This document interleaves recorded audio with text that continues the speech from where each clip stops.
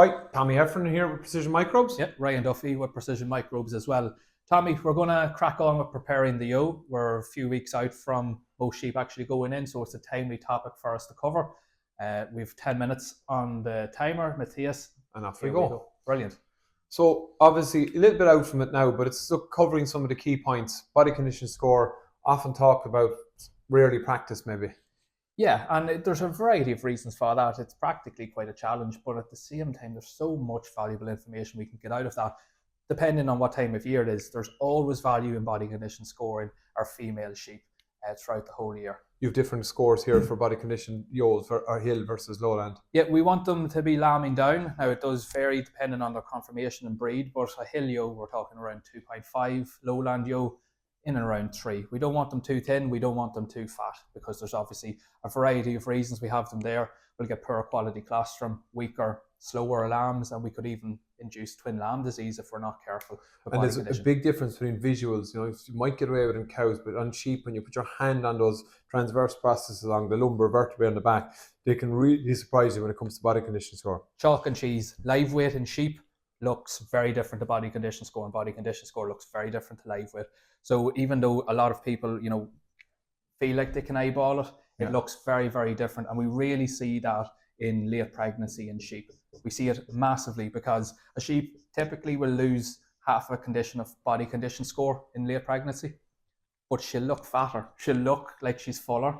And that's simply because she might have twins, a big lamb, or triplets in there. So we're putting our hands on the transverse vertebrae along the back here. Okay, so when we look at this is a big impact on colostrum quality, twin lamb disease we will talk about, especially when they're fat, or small weak lambs.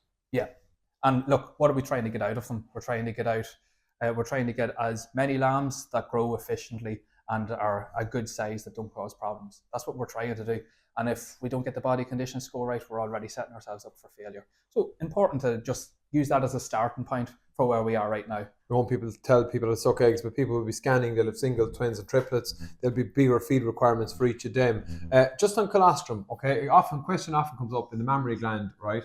When does the antibodies start being produced by the ewe out from lambing time? Cow was saying, when is she starting to put work into this colostrum? Yeah, colostrogenesis starts 4 to 6 weeks out, minimum. Okay. Minimum. So the diet that we put into those ewes around that period is going to determine how successful a lambing season is. Okay. And we think about nutritional planning, the 70% fetal growth occurs in the last 6 weeks. Yes. Plus we have the abdominal size, the lamb or lambs are getting bigger, pushing on the rumen.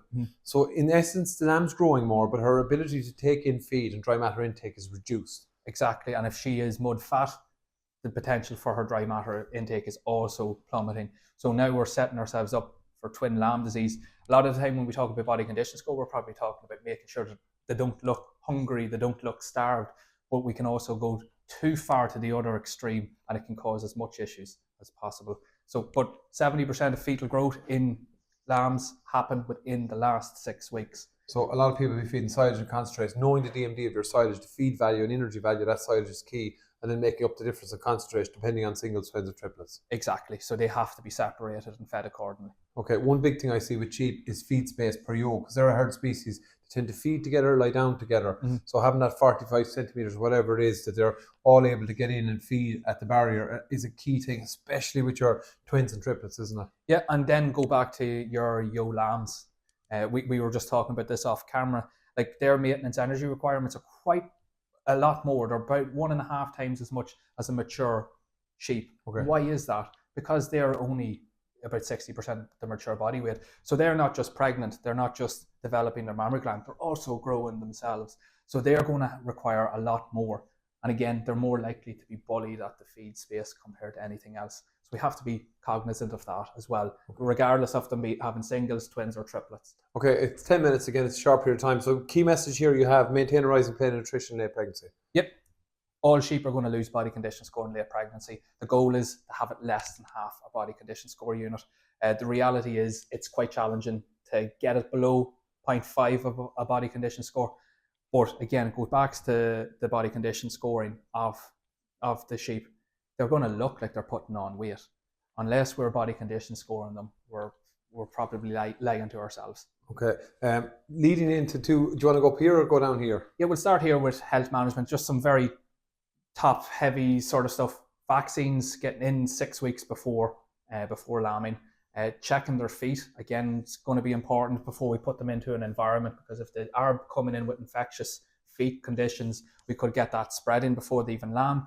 Mastitis, making sure they have enough mammary glands to feed their lambs. At the end of the day, sheep have 2 mammary glands. They're not like cattle that don't have 4. So if they have mastitis in one, we're already cornering ourselves, we're already in trouble. So check for those sort of ping pong balls in the mammary gland. Good sort of an idea. Making sure that they're not too hairy, making sure that they're not dirty and all that sort of stuff. As for parasites, look, internal, external parasites. Get on to your vet about fecal egg counts for internal parasites. External parasites, you'll know them from a mile away. They'll be itching. Just with foot padding, I think it's a very good practice. The foot bath vaccine works quite well, but good practice is foot bathing. Time of the foot inside in a good solution works well. Copper sulfate with a little bit of washing up liquid to get it to stick works really well as well. Okay, again, I'm conscious of time. These are the 2 big conditions we see from a metabolic perspective: pregnancy toxemia or ketosis, or hypocalcemia. Just on ketosis, talk to us about that. Well, look, it's just an imbalance between energy intake and energy output. And again, a lot of energy is going towards mammary development. A lot of energy is going towards fetal growth and maintenance requirements, particularly in ewe lambs. So it's very easy for a mismatch to occur. And that's why a lot of people have experienced pregnancy toxemia in their flock. So again, just really important to make sure there's not that mismatch. Again, it comes back here. This is the starting point. Body condition score will help you address ketosis. Hypocalcemia, low blood calcium. Again, people will associate that with maybe sheep down. Sometimes it's difficult to determine between ketosis and hypocalcemia. But I think a lot of flocks suffer a bit like, because silage is high K in sheep as well. They have the same pathways in relation to maybe high calcium in the diet pre-lambing. Also, potassium locking up that magnesium in that cycle.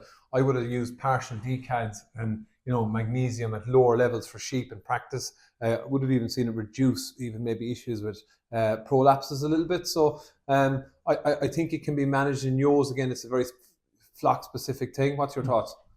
Look, hypocalcemia causes issues with muscle contraction. There's muscles involved there. It can only help. Okay. It can only help. So then we talk about the environment. We've done a lot of the basics. The indoor lambing, clean, disinfected, bed well. Yep. No, it's not rocket science. Everybody knows this. We know the likes of watery mouth will be floating around and stuff like that if we don't keep the environment clean during the whole lambing season. So very, very important. It's not just for the sheep, it's also for the lambs. Avoid any late mixing so that we don't have issues at the feed space as well. Particularly, in twins and triplets where they're very prone to pregnancy toxemia. And just, again, no sudden dietary changes. Try and be consistent as possible. Now, obviously, I know if you have bad silage and you're afraid of listeriosis, we might have to get different cut silage. That's just the long and short of it. Source it somewhere else. But just to be cautious of any sudden dietary changes. The tip I have if you're feeding ewes coming up to lambing time is I do silage analysis to know the DMD and the energy value, but I'd also get mineral analysis done to see if calcium is high, see if magnesium or potassium is high, because it can allow you make more strategic decision making. The other thing I see with flocks as well, I have to mention, I did a Tech and 10 on it there when you were off last week, Ryan, on water. And water, basically, I think it's a huge issue, particularly where we have header tanks sitting in lambing sheds that maybe mightn't be looked into from one end of the season to the other. That water goes into pipes, often maybe with poor flow rate, just water quality, cleaning out troughs, cleaning out tanks, having a look in there, because E. coli is a big bug we don't want around at the time of lambing. It comes from the ewe, and I think water needs to be looked at as part of your environmental management. Yeah, water is so important for rumen health. And that's just the long and short of it. They need it for fermentation. We can't have bad bugs floating around. But I think we've covered a lot in less than 10 minutes. Yeah, so key things, let's go back over it again. Body condition score, really valuable, putting your hands on yours, absolutely essential. Impacts poor colostrum quality, or colostrum. Twin lamb disease is a massive one for it. And people know with their scanning results. Yeah. Nutrition planning, what do we think about then? Look, body condition score them, use it in correlation with the scanning results. Feed them appropriately, particularly in late pregnancy, because what they look like is not necessarily what they are, because body condition score is not live weight. And just keep on top of infectious diseases, keep in contact with your vet as to how to manage diseases where there is vaccines, feet, mastitis, parasites, and just again focus on the environment during the lambing season. And we're going to talk about lambs and later Tech and 10 precision microbes advanced called stabilizer. That's it. Under 10 minutes. Yep, brilliant.